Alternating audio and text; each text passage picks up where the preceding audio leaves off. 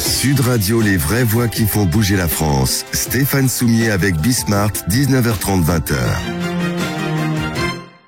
Salut à tous, c'est Bismart sur Sud Radio. Là encore, c'est quoi de neuf dans notre vie quotidienne, en fait. C'est ça aussi qu'on essaye de faire assez régulièrement. Que vous apportent les entrepreneurs? Alors, on va parler shopping et on va parler... mais covoiturage, mais vous allez voir, parce que covoiturage, covoiturage, si, attendez, covoiturage courte distance, ce qui se passe en ville. Mais d'abord le shopping. Live shopping, c'est un phénomène, on le dira d'un mot, en Chine, c'est en train de devenir un phénomène politique. Ça débarque là en France. Vous êtes très nombreux visiblement à vouloir tester ça. Qu'est-ce que c'est? On va voir ça tout de suite sur Sud Radio. Allez, on repart. On repart avec un autre phénomène beaucoup moins complexe, heureusement, que les prix de l'électricité. Antoine Leclerc, salut Antoine. Bonjour Stéphane. T'es le premier à en avoir parlé, Antoine, du live shopping. Effectivement. Au printemps dernier, là. C'est ça, il y a 9 mois. Je découvrais le truc. Et toi-même, d'ailleurs, Cast TV, toi-même, c'est un pivot finalement. Complètement. Nous, on n'avait rien il y a encore un an. Et c'est exactement à cette date-là, il y a un an, où on a commencé à co-créer avec les marques et avec les enseignes. Et on a lancé notre premier live commerce il y a 9 mois. Donc, tu te rappelles, c'était juste le lendemain où on s'est vu il y a 9 mois. On a fait un live commerce sur Cultura. J'espère que tu l'as regardé d'ailleurs. J'ai des questions pour toi. Moi, j'étais plus intéressé par le roi Merlin, je me souviens. C'est vrai. Ouais, c'était ça le truc que je me disais. Non, parce que mais alors là, je vois étude Altavia. Donc Altavia, vous connaissez d'ailleurs, qui est un des leaders européens même du conseil en retail. Un tiers des consommateurs ont l'intention d'essayer. Un truc qu'ils connaissaient pas il y a 6 mois. Mais quand même, qui ne connaissaient pas, c'est quoi la différence avec le téléachat, en fait, le bon vieux téléachat? Parce qu'on va voir tes vidéos et ce que tu fais. C'est quand même très proche. C'est très très proche. En fait, il n'y a pas vraiment de différence, si ce n'est que le téléachat, déjà, c'était en enregistré. C'était pas du direct. Alors que là, on est en live, donc on est en direct, c'est-à-dire qu'il y a quelqu'un qui fait la présentation et les gens peuvent interagir avec lui, ce que tu pouvais pas faire non plus sur le téléachat. Et en fait, là, sur un live shopping, chez Cast, mais aussi, dès lors où tu fais un live shopping, tu vas pouvoir poser des questions. Toi, en tant que client, tu vas pouvoir poser des questions et la personne qui est derrière l'écran, donc qui est sur le site e-commerce sur lequel tu es, elle va pouvoir te dire, oui, bien sûr, Stéphane, regarde, tiens, tu voulais savoir s'il y avait une jauge d'autonomie sur la batterie de ta perceuse sur le site de Laurent Merlin, et regarde, il va t'enlever la batterie et il va te montrer la jauge. Donc, en fait, ça change quand même radicalement. Ça change tout. Parce qu'en termes d'expérience, si tu veux, moi je l'ai montré à certaines personnes et on a fait le test en live. Si tu veux, tu as un effet lorsque tu poses une question et que tu as une réponse au travers de l'écran qui est juste énorme. On parlait de l'émotionnel la dernière fois et qui est hyper important dans l'effet live shopping. Cet émotionnel-là, c'est énorme parce que ça te permet de t'intégrer complètement dans la présentation et d'apporter des réponses à tes questions. Et on va repartir. On va lancer la vidéo et on va voir un petit peu ce que tu fais pour Fnac. Je crois que ils vendent des téléviseurs, les gars, donc on va voir ça. Téléviseur, Dyson aussi. Là, c'est Philips. Philips. Non, je crois qu'on a mais on pourra parler de Dyson aussi. Donc on va lancer ça parce qu'il y a une petite mise en place au début. Évidemment, tu scénarises ça, c'est normal. C'est ça, exactement. On a fait un petit making-of. Comme une vraie émission de télé. Voilà, on les voit s'installer. Pendant qu'ils s'installent, est-ce qu'on peut dire un mot quand même et on reviendra, donc en même temps, ça va assez vite. C'est-à-dire que, non, ce qu'on voit là quand même, c'est qu'il y a de gros moyens. Alors, tu le fais comme un plateau télé. J'ai presque envie de dire que tu as presque plus de moyens que Bismart. Peut-être pas à ce niveau. Non, mais c'est pas loin quand même. Alors, sachant que là, en fait, ça dépend parce que tu as des émissions de live shopping qui sont effectivement des vraies émissions de télé. Donc, quand on a fait le live shopping ici, on était présent en magasin. Donc, c'est-à-dire qu'on était au magasin Fnac de la Défense. On voit bien dans la Fnac. Et là, ça veut dire qu'on a un animateur qui est un expert du sujet, on a l'expert de la marque, on a un animateur aussi de la Fnac. Et tout ça, finalement, se met en scène effectivement comme une émission de télé. Et là, tu as 2 caméramans, tu as une régie et tu es connecté en live avec le public. C'est-à-dire que les questions arrivent directement en live, elles sont posées en direct directement dans le magasin. Comment est-ce que tu l'as prévenu le public qu'il y avait cette émission à cette heure-là? Alors, en fait, c'est une opération de communication qui a été faite entre autres par la Fnac et qui met en place un dispositif média pour donner de la visibilité à la marque, mais bien sûr aussi à l'événement, pour être sûr d'avoir un maximum de monde le jour J. Donc on envoie un mail au client, finalement, on a le fichier client, surtout avec la carte Fnac, etc. Alors, tu peux faire plein de choses. Ce soir, par exemple, on a un live Cdiscount et Oppo, donc directement sur le site de Cdiscount. Et en fait, la manière dont ça se passe, c'est communiquer sur les réseaux sociaux, communiquer directement sur le site, communiquer par email. Et juste avant le live, il y a Nicolas Catard, d'ailleurs, c'est lui aussi qui fait le live ce soir, qui va faire un petit... C'est quoi, c'est l'animateur C'est l'animateur qui est sur la gauche. Non, mais là, entre autres, c'est complètement un hasard. Parce le rouquin, là. Voilà, le rouquin qui est sur la gauche. Et qui va faire une annonce. C'est la star du live shopping en France. Exactement. C'est le Pierre Bellemare du live shopping. Écoute, il se débrouille très très bien. En tout cas, je crois que c'est un métier, c'est génial. Et typiquement, Nicolas va faire un mini live avant sur ses réseaux sociaux en disant, regardez, voilà le backstage, voilà les coulisses, et je vais passer en live dans 5 minutes. Rejoignez-moi sur le site de Cdiscount pour faire effectivement le live au pot. Et alors, parce que ça me passionne, sur les horaires, tu choisis des horaires de Blockbuster TV, donc genre je vais le faire à 19h, ou au contraire tu te dis non, ils sont devant la télé à 19h. Donc... En fait, on se base sur les audiences des sites e-commerce. Et en fait, les sites e-commerce, naturellement, en général, le site e-commerce, c'est un pic d'audience autour de 18h le soir. Et donc le live ce soir, c'est à 18h. Ouais, tu as raison. Et donc en fait, on base tout. Forcément, ça va dépendre parce qu'en fonction de la cible que tu as, elle va être plutôt disponible le mercredi, plutôt disponible en fin de journée, ou parfois aussi le week-end. Donc on a aussi déjà fait des lives le week-end. Attends, parce qu'ils ont arrêté la vidéo là. Non, laissez-la tourner. Ah, peut-être qu'elle tourne pas en boucle. Peut-être qu'elle est pas bouclée. Et donc, alors, derrière, quelle efficacité? C'est-à-dire, ouais, c'est ça. On va la voir. Quelle efficacité tu as sur les émissions, ce nouveau média là? En fait, écoute, c'est très variable. En fait, il y a des émissions qui marchent particulièrement bien. Et notamment, on a fait une opération sur Leroy Merlin. Je peux pas donner les chiffres en général de nos clients, mais sur Leroy Merlin, on a l'autorisation d'en communiquer. Je te voyais venir. Donc, on est aujourd'hui sur Leroy Merlin, on a multiplié par 5 le trafic le jour J sur la gamme produit. D'accord. Au moment où il y a eu le live, on a multiplié par 5 le trafic, c'est-à-dire qu'il y a eu pas mal de monde qui sont arrivés, et on a multiplié par 270% les ventes dans les 48 heures du live. C'est-à-dire qu'en fait, on a eu une hausse sur le lancement de la nouvelle gamme AEG de 270% des ventes dans les 48 heures. Et ce qui est très intéressant, c'est qu'à posteriori du live, tu te dis, bon, le live, c'est fini, donc il n'y a plus de performance. En fait, nous, on garde les replays sur les fiches produits. À l'endroit où le client vient regarder la fiche produit, nous on a le replay avec le petit module casque qui permet de consulter le replay, de voir les questions, cliquer sur les questions, accéder aux réponses. Et ça a permis entre autres de booster les ventes entre l'avant et l'après-live. Alors il n'y a pas que ça, je vais expliquer après. On a fait plus 102%. Sur une journée moyenne entre l'avant-live et l'après-live, on est à plus 102% de performance. Alors il y a eu un double effet qui se coulait. Il y a eu le fait que, effectivement, ça c'est sur les fiches produits. Mais il y a eu aussi le fait, donc pour le client final, mais il y a eu aussi le fait que le live a permis finalement aux collaborateurs de se former sur le sujet qui était la nouvelle gamme AEG. Et en fait, ça a disséminé l'information en magasin. Donc en fait, ça a formé les vendeurs et on a vu une augmentation des ventes aussi en point de vente. Ça alors, et c'était prévu ça par Leroy Merlin ou ça a été... Non, pas du tout. Pas du tout. Sérendipité totale, comme on dit. Sérendipité. Et en fait, quand on a eu finalement cette info-là, on s'est dit mais comment c'est possible? Mais en fait, Leroy Merlin avait communiqué auprès de ses vendeurs et les vendeurs qui étaient intéressés qui étaient les vendeurs de la gamme, étaient intéressés par cette opération et naturellement ont consommé le média, se sont accoutumés finalement acculturés par rapport aux nouveaux produits et ont eu la capacité de mieux le vendre après. Mais enfin, le bricolage, c'est un boulevard. C'est un boulevard. C'est un boulevard. On a fait comme on parle de bricolage, on a fait aussi un autre live sur des barbecues. Tu te dis mais non, on va pas faire un live sur des barbecues. On a fait un live sur des barbecues en Italie. Ah mais oui, tu m'avais envoyé ça. Oui, je te l'avais envoyé. Pas gardé. Oui. On a fait un live sur des barbecues en Italie. En plus, t'es un gars magnifique et il était ton barbecue. Génial. C'était excellent. C'était excellent parce qu'en fait, on a eu énormément de monde déjà durant le live et la présentation, en fait, elle est tellement belle. En fait, aujourd'hui, Weber l'utilise sur l'ensemble de ses fiches produits sur le site Leroy Merlin Italie. Weber, c'est celui qui fait les barbecues. Weber, c'est la marque de barbecue. Exactement. Ouais. Ouais.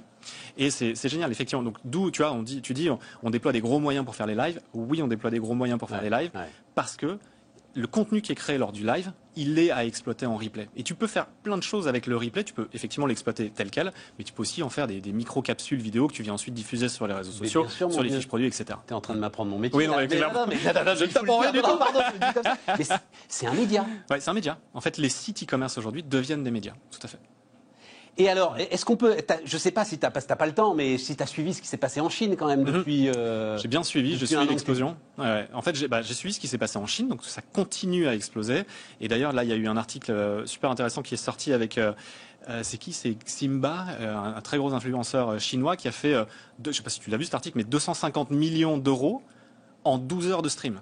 Il a généré 250 millions d'euros de ventes en 12 heures de stream. C'est-à-dire qu'il a fait quand même un stream de 12 heures. Et ça, c'est beaucoup. Moi, 250 millions d'euros de ventes. C'est énorme, mais c'est énorme. C'est la Chine, en une fois, en une journée. Enfin, tu vois, donc sur une personne.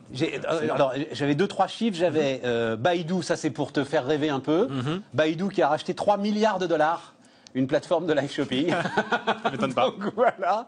Donc Baidu, c'est je m'y perds toujours dans les réseaux sociaux, c'est le Google chinois. Hein, c'est le moteur de recherche chinois. C'est le moteur de recherche chinois, c'est ça. 3 milliards de dollars, donc une plateforme de live shopping. Mais ce qui m'a surtout intéressé, c'est que c'est devenu un phénomène politique. C'est-à-dire que le pouvoir chinois a dû prendre des mesures pour mettre toute une série de règles, parce que, je le disais en sommaire, tu as des maires de grandes villes ou des responsables du Parti communiste, etc., qui s'invitaient dans les live shopping pour raconter leur vie ou faire de la politique, quoi. Mais c'est un média, c'est hyper puissant. Enfin, quand tu vois, en moyenne, au niveau des pics, tu vois, sur Ximba, tu avais à peu près 6 millions de personnes qui regardaient le live. 6 millions de personnes qui sont collées sur un live naturellement, c'est un média que tu peux utiliser politiquement. Et toi, tu es à combien Alors nous, ça dépend, on n'en est pas encore à 6 millions en moyenne sur les lives, mais c'est très variable en fonction des lives. Plusieurs milliers de personnes quand même. Ça peut être, bien sûr, ça peut être même plus que ça. On a fait un live avec McFly et Carlito, que tu connais, les grands influenceurs. Alors que j'ai découvert grâce à Emmanuel Macron. Je pense que beaucoup de monde les ont découvert, mais tant mieux pour eux. Et en fait, il y avait entre 20 et 25 000 personnes connectées en permanence sur le live. C'est énorme. C'est énorme, à l'échelle de la France. Et c'est effectivement 20-25 000 personnes, on va dire, c'est... En gros, c'est l'après-midi sur la TNT, sur les chaînes d'infos. Voilà, on peut. Non, il y en a peut-être un peu plus, mais enfin voilà. Oui, c'est des audiences. Ça commence à devenir pas honteuses déjà pour les petites chaînes de la TNT. Voilà. Mais il y a Olivier Garcia de Fnac qui avait justement sorti un barème avec. Il cumulait les audiences des live streams qu'ils avaient fait, donc des live shopping qu'ils avaient fait, et ils arrivaient dans les top télé. Finalement, juste en cumulant l'ensemble des live streams qu'ils avaient fait en termes d'audience. Donc oui, ça a un poids énorme et naturellement, l'audience va dépendre de la capacité que tu vas avoir à communiquer, de la qualité de ce que tu vas faire et aussi de l'influenceur, donc des personnes qui vont présenter les produits. Alors, et c'est là où quand même la rentabilité du truc peut être un peu mangée, parce que j'ai vu, alors je crois que c'est Moulinex donc Seb, qui a fait un truc avec Cyril Lignac, c'est ça Je pense que là, ça coûte un peu cher pour le batteur œuf, quoi. J'ai aucune. Donc nous, on a retransmis ces lives sur les sites de Fnac, Darty, voilà, sur les sites de Fnac, Darty. Tu les prends et tu les retransmets. Nous, en fait, alors ça, nous, il y a deux types d'opérations. Il y a des opérations de live branding. Et donc, typiquement, avec Cyril Lignac, il n'était pas là pour présenter les produits. Il était là pour mettre en scène les produits et faire passer un bon moment aux personnes qui regardaient. Donc ça, c'est ce qu'on appelle des live branding, très haut pour les e-commerçants dans le funnel d'achat. Et ensuite, il y a les live shopping qui sont très bas dans le funnel d'achat, qui vont eux être sur le site e-commerce et directement sur les fiches produits. Et effectivement, avec Cyril Lignac, on était plutôt dans un live branding, donc sans un objectif immédiat de vente, mais par contre un objectif de notoriété pour la marque, de branding vraiment. Après ça, par contre, ce qui s'est fait, c'est effectivement des live shopping avec des présentations des produits spécifiques. Et alors, toi donc Casse TV, qu'est-ce que t'apportes? C'est quoi ta barrière à l'entrée aujourd'hui? Alors, ce qui est assez drôle, juste, je fais une parenthèse, mais on s'était vu il y a 9 mois et on n'avait pas fait de live stream à l'époque, on n'avait jamais fait de live commerce. Et là, ce qui est assez drôle, c'est qu'on a fait le live Cultura, on a fait le live Leroy Merlin, et à partir du moment où on a fait le live Leroy Merlin, on a eu le droit de communiquer sur les chiffres, et en fait, la France s'est animée. C'est-à-dire qu'entre le moment où on a fait le live Leroy Merlin en octobre et aujourd'hui, c'est-à-dire qu'il y a à peu près 6 mois, on a fait à peu près une centaine de live streams. D'accord, donc d'opérations de live commerce. On a déployé sur Fnac, Darty, Cdiscount, Cultura, donc Leroy Merlin aussi, Clarins, etc., etc. Et j'en passe beaucoup. Mais en fait, ce qu'on apporte, nous, c'est finalement la capacité qu'on va avoir à donner à une marque ou à un distributeur de faire un live stream, donc une opération de live commerce, sans se prendre la tête. En fait, tu as beaucoup d'étapes, en fait, lorsque tu fais... Mais on en parlait la dernière fois. Et le simple fait de pouvoir avoir les échanges avec Exactement. les gars qui sont... Ça, et puis d'avoir les bonnes personnes, et puis de savoir comment faire, d'avoir finalement les bons codes pour réussir tes lives. Et en fait, nous, tout ce qu'on apporte, c'est quelque part la boîte technologique, mais globalement, c'est 20% de l'actif, finalement, de Cast, et après, tu as 80% vraiment d'humain. C'est-à-dire comment tu vas animer ton live stream, quand tu vas le faire, comment tu vas faire en sorte pour que ce soit hyper dynamique et comment tu vas faire en sorte que ce soit surtout performant économiquement. Et en fait, nous, chez Cast, on a décidé d'apporter tout. Pourquoi? Parce qu'on est à la base une boîte techno, hein. Enfin, on est une start-up technologique ou une entreprise technologique, et donc on fournit un actif technologique pour permettre de faire des live streams, enfin du live commerce, mais on a décidé de fournir aussi l'expertise et l'accompagnement et l'écosystème, tout simplement parce que le marché n'est pas encore mature. Et donc, il faut accompagner les clients, il faut accompagner les marques, il faut accompagner les distributeurs pour devenir finalement activateur du sujet. Mais tu as parfaitement... Enfin, la techno, ça se rattrape toujours. Le savoir-faire, l'expérience, tout ce que tu vas accumuler là, ça se rattrape pas, ça. Enfin, non, c'est clair. Si tu continues, toi, à accumuler derrière, c'est bon, très bien. J'imagine en plus que confinement, développement du e-commerce, tout ça, machin, enfin... c'est l'explosion. On pense qu'on a gagné à peu près entre 5 et 6 ans de maturité des clients aujourd'hui par rapport au live commerce.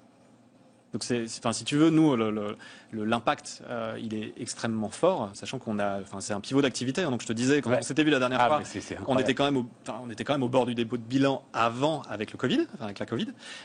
Et en fait, finalement, le fait d'avoir fait ce pivot, aujourd'hui, ça nous donne des perspectives qui sont complètement différentes. J'en suis ravi. Antoine Leclerc, donc, fondateur de CAS TV, notre invité sur Bismart. Antoine Leclerc, donc le fondateur de CAS TV, et ensuite le covoiturage courte distance. Mais vous allez voir, c'est presque finalement choper quelqu'un pour me ramener comme ça à la volée, comme si j'attrapais un taxi. Dernière partie, on va terminer avec Olivier Binet, le président de Caros. Bonjour Olivier. Bonjour. Caros, c'est magnifique, très... Merci. Ah ouais, très beau. Olivier, il y a, je le disais là aussi en sommaire, je fais le vieux combattant maintenant, parce qu'il y a 16-17 ans que je m'intéresse de très près à la matière microéconomique. J'en ai vu des gars qui, comme toi, se sont attaqués au covoiturage courte distance. Ouais. Pouf, qui ne sont pas arrivés.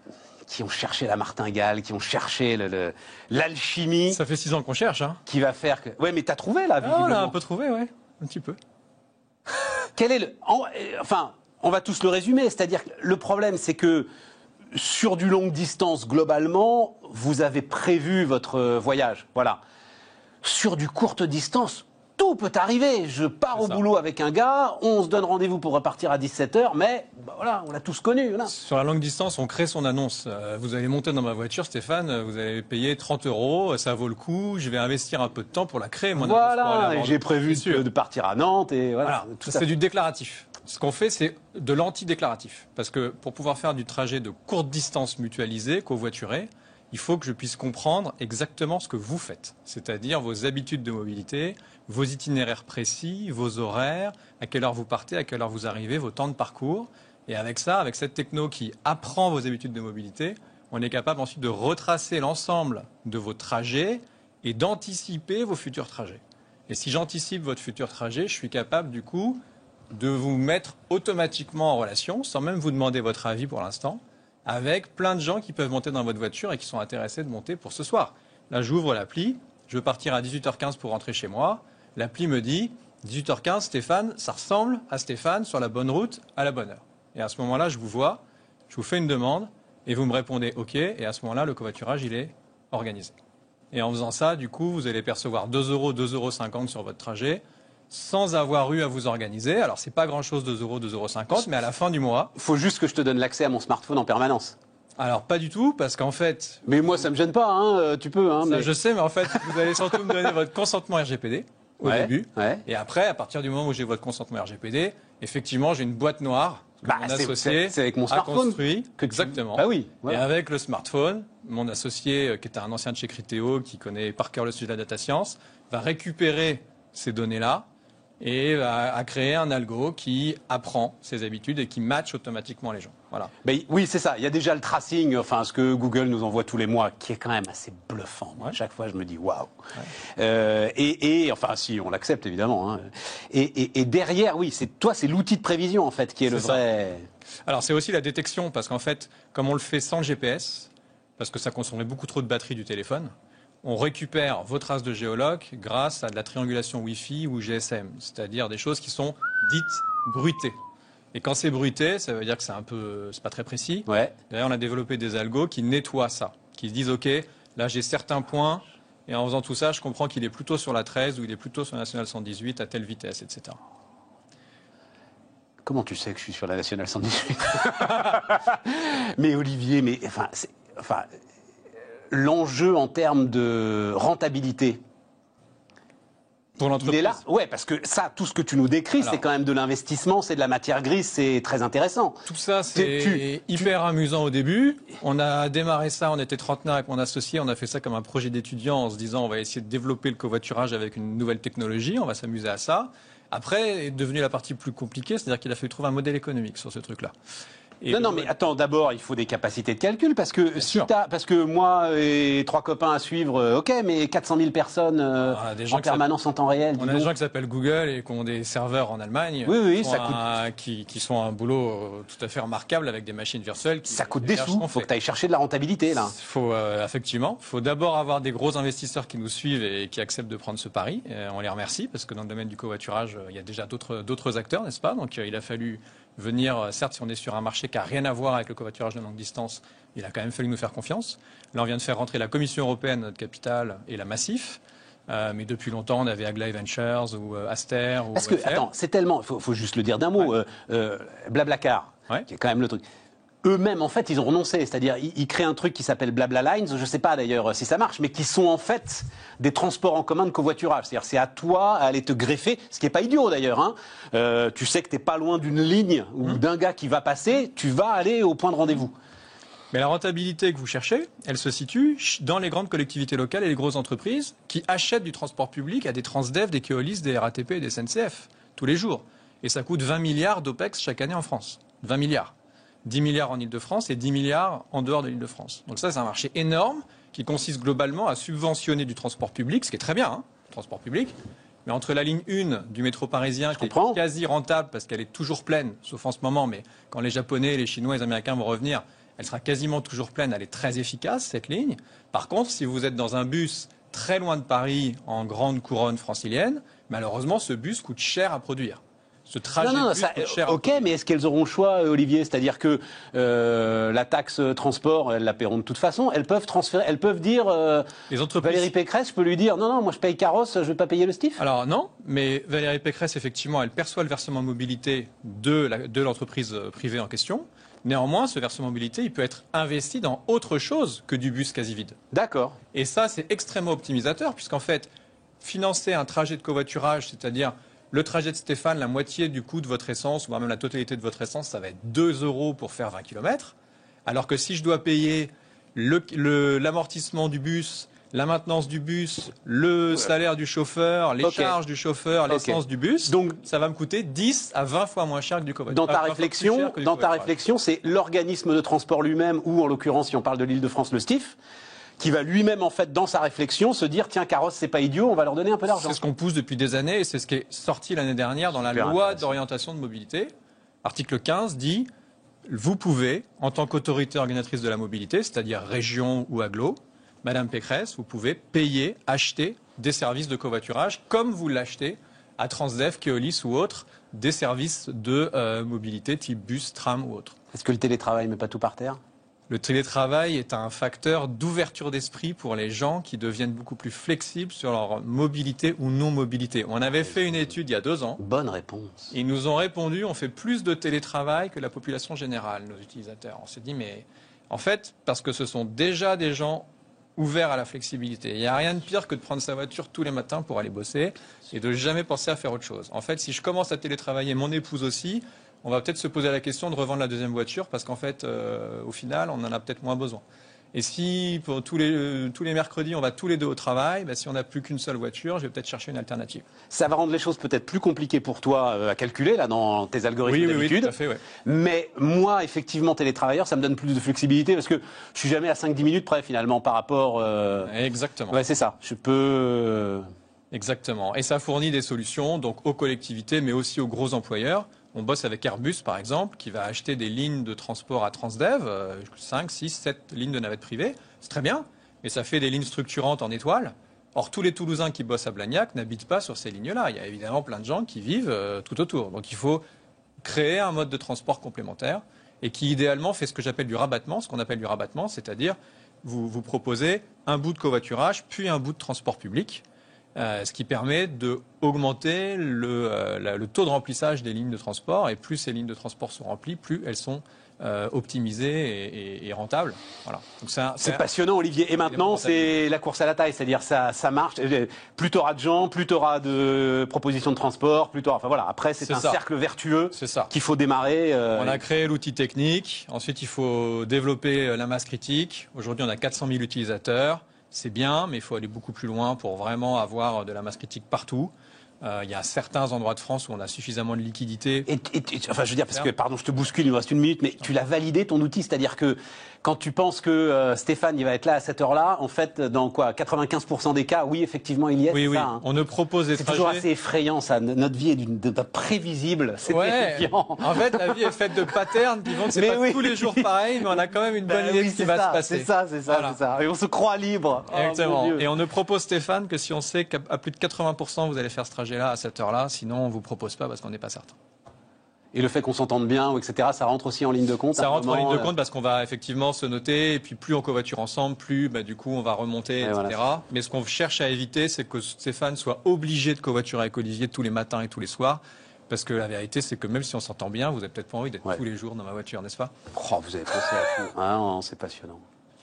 Passionnant. Voilà. Bravo. Donc on vous trouve plein de gens différents pour covoiturer en fonction des jours. Ça s'appelle Carros. Voilà pour terminer cette magnifique émission Quad 9. Et on se retrouve demain sur Bismart.